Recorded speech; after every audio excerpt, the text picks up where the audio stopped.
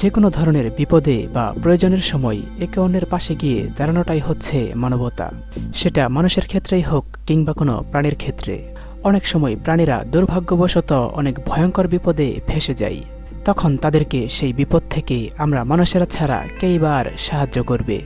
আজকের এই ভিডিওতে আমি আপনাদের এমন কিছু প্রাণীদের দেখাতে চলেছি যারা ভয়ঙ্কর বিপদে পড়ে তাদের জীবনের সাথে লড়াই করেছে, আর তাদেরকে সেই বিপদ থেকে রক্ষা করেছে মানুষেরা। আজ আমি আপনাদের মানুষের দ্বারা প্রাণীদের বাঁচানোর এমন কিছু ঘটনা দেখাতে চলেছি যেগুলোকে দেখে আপনিও মানতে বাধ্য হবেন, হ্যাঁ, মানবতা আজ মানুষের মাঝে বেঁচে আছে।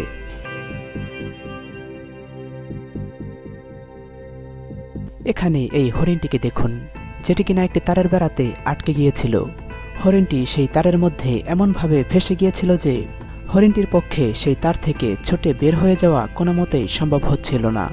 তখন এই লোকটি হরিণটিকে এমন অবস্থায় দেখে সেটিকে বাঁচানোর জন্য এগিয়ে যায়, আর তারপর সেই লোকটি হরিণটির কাছে গিয়ে হরিণটিকে সেই তার থেকে ছাড়ানোর জন্য চেষ্টা শুরু করে।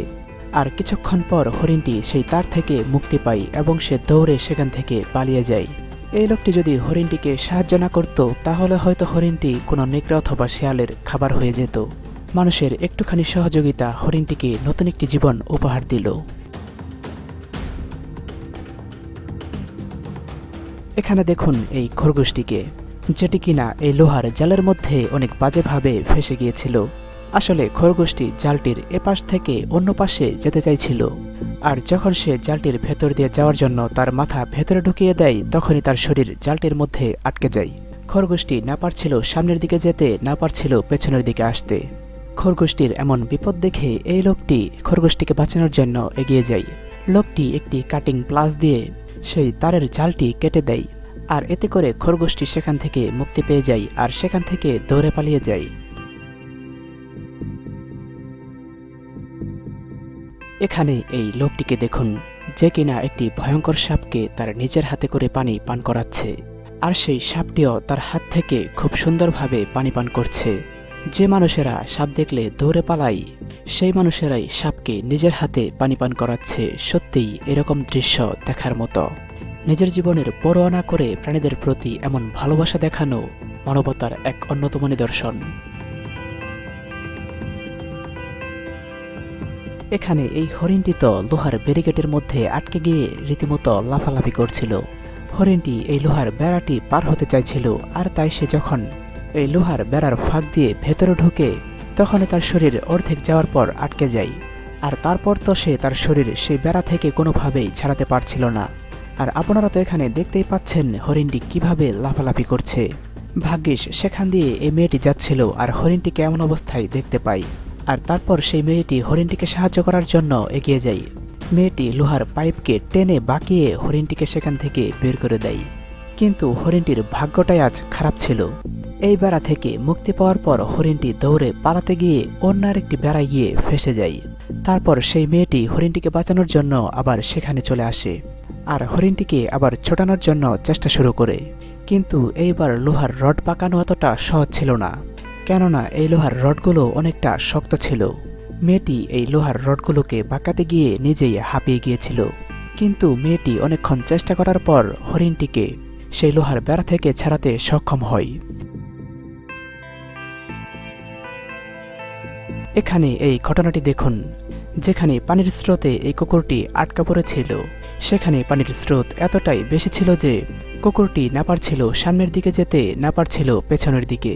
কুকুরটির এমন অবস্থা দেখে এই লোকটি সেটিকে বাঁচানোর জন্য নিচে নেমে আসে। তারপর লোকটি কুকুরটিকে তুলে নিয়ে উপরে ওঠানোর প্রস্তুতি নেয়।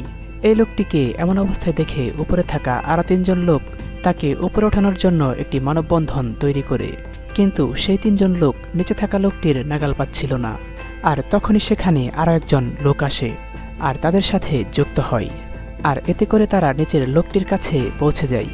আর তারপর তারা একে অন্যের হাত শক্ত করে ধরে উপরের দিকে উঠে আসে।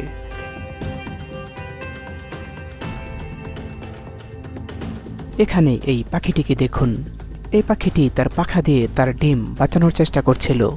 এই পাখিটির উপর দিয়ে অনেক বড় একটি ফার্মিং মেশিন চলে যাচ্ছিল, আর এই পাখিটি নিজের জীবনের পরোয়া না করে তার ডিমগুলোকে বাঁচানোর জন্য সেখানেই পাখা মেলে বসে থাকে।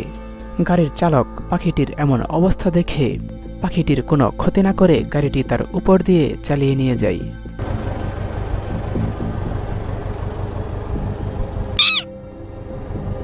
এখানে এই মোষটিকে দেখুন, যে কিনা বরফে জমে থাকা নদীর উপর দিয়ে পার হতে গিয়ে সেই বরফের মধ্যেই ফেসে গিয়েছিল। আর মোষটির এমন অবস্থা দেখে এই লোকটি তার কুড়ুল দিয়ে বরফ কেটে একটি রাস্তা বানানোর চেষ্টা করতে শুরু করে, যাতে করে এই মোষটি সেখান থেকে বের হয়ে আসতে পারে।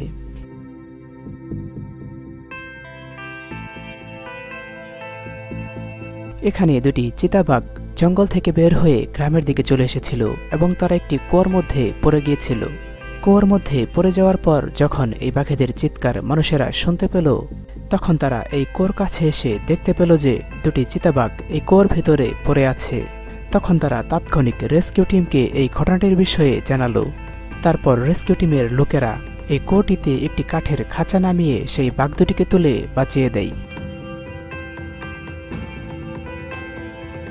তো বন্ধুরা, আজকের মতো এখানেই শেষ করছি। ভিডিওটি যদি আপনাদের কাছে এতটুকু ভালো লেগে থাকে তাহলে নলেজ পাই চ্যানেলটিকে সাবস্ক্রাইব করে থাকতে পারেন পাশেই। ধন্যবাদ।